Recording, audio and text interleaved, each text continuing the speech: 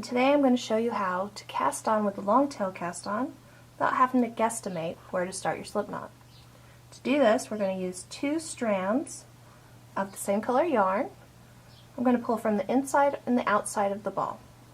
And find the 2 ends, put them together, and then about 6 inches down, start a slip knot. And put that on my circular needle or double point.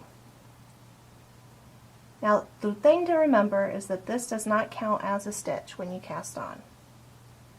I'm going to cast on a few stitches here to show you how this works. Just do the regular long tail. There's 1, 2, 3, 4, say 5 stitches. Now remember, this did not count as a stitch. So right now we're going to go ahead and pull it down to the other end of our circular needle. So we can just pull that off the needle, tug, you have 5 stitches on the needle.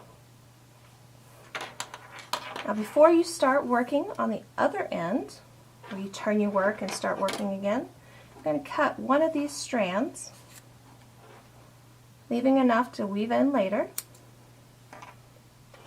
and just start knitting with the ball that is still attached, the yarn that is still attached to the ball.